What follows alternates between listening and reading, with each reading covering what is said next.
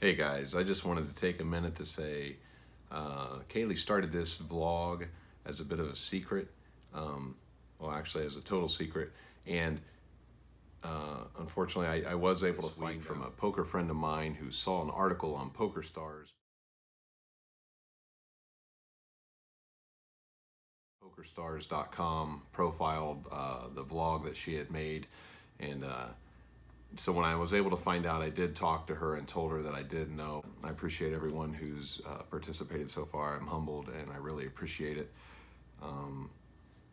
And just wanted to say thanks. And I look forward to seeing you in episode 4 and 5, and maybe we can kick up the production value for you. Hey everyone, welcome to Vlogger in Paradise episode 3. We will be interviewing one of Jason's poker buddies. Hey, my name's Chad Smith. I'm from Wabash, Indiana. I started playing the poker about when I was 15, 16 years old, and I met Jason Truman at a poker game in Peru. It was upstairs in a grimy apartment, and the first thing that I noticed is the guy called $2,000 on pocket fours, and he won the hand, and that's how I became friends with Jason Truman. When I was a young kid, I hated playing with him. I never knew what to do because he would show me a $500 bluff with deuce 3 high, and then the next hand he would have aces, and I would always lose. I began to study what he was doing a lot of times with being a young kid and started intermixing that with my game. So some of the things I hated playing with Truman was because if he was on my left, the guy would straddle my stack just to be funny, and I never knew what to do. We went down to Indianapolis to play a poker tournament, and the guy lost $10,000 in side bets betting with a guy, so he had to win the poker tournament to get even, which he did.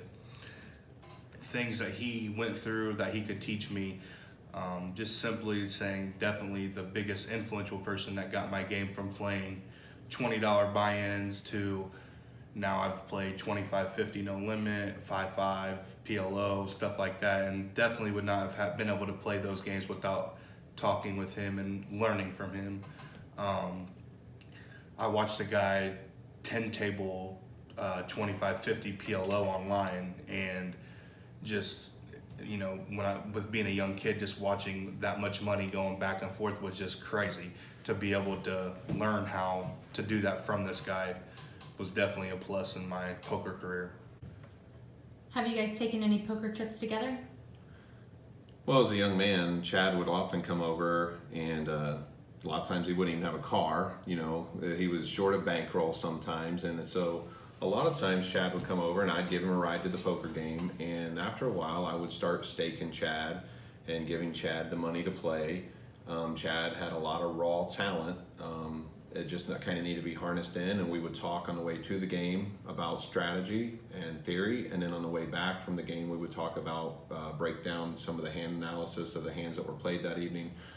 And over the years, things got to go really well for Chad. And so it finally got to a point where I said, hey, Chad, I think we need to take a trip down to Cincinnati. You know, we had worked on his tournament game a little bit. I think I put him in a $300 or $400 tournament down in Cincinnati. And I think he made me $10,000 like the first day I turned him loose as a horse. So Yep. it worked. 10K one day. Yeah, it worked out really well for me. Oh, well, here you go. I mean, there was a hand that we played. We don't play a lot anymore. We did About a month and a half ago. Yeah. And we decided to get a 3-way all-in pre-flop for about $5,200, and he tables over 3-4 diamonds against my aces, against the other opponent's aces, and well, my cards were live. So. yeah. So, I mean, this stories like that definitely experienced how poker can change a life if you harness that talent and be able to do it. Hard way to make an easy living. Very true.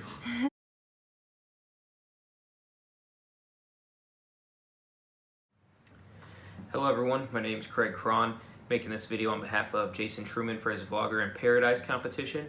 So a little background, Jason is my best friend. I met him at a poker game back in 2008.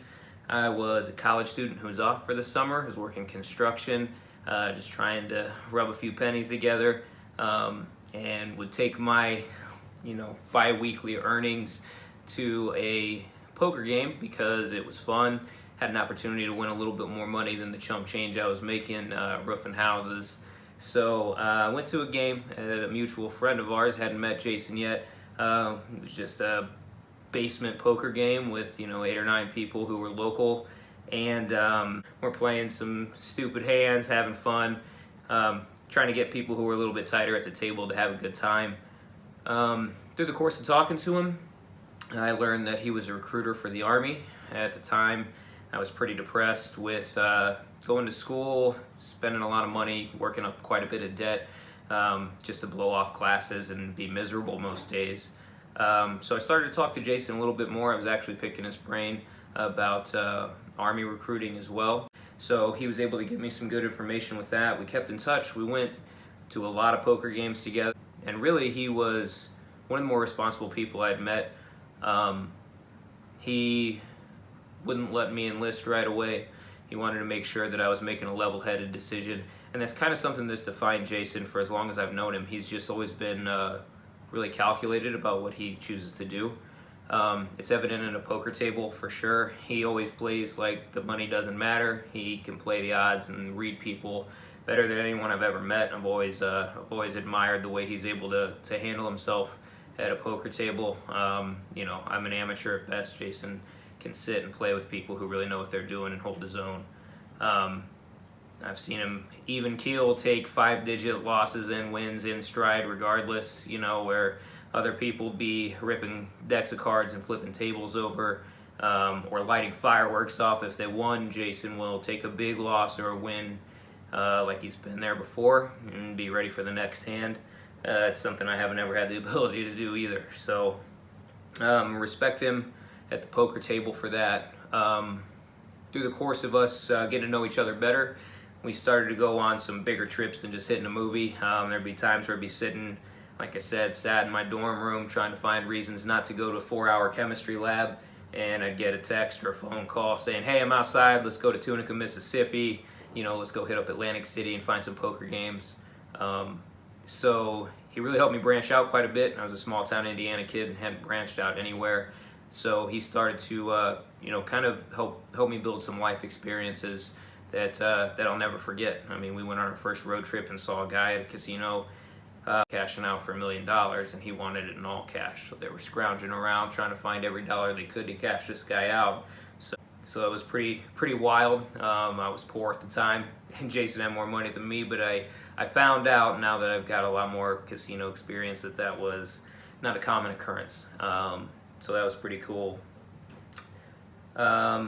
Spent plenty of time playing poker in Las Vegas and some other casinos. Like I said, whether it's at a poker table or a slot machine or a roulette wheel, I've seen him win and lose, thousands upon thousands of dollars, and he handles it pretty well for the most part. I just really respect the fact that Jason's kind of helped me learn some life lessons through the game of poker. We used to stay up all night, for table in Omaha back before anybody knew how to play Omaha, passing a Call of Duty controller back and forth or the laptop back and forth. But I've seen him, implement the game of poker with his family. He has three boys, and I've known him since they were really young.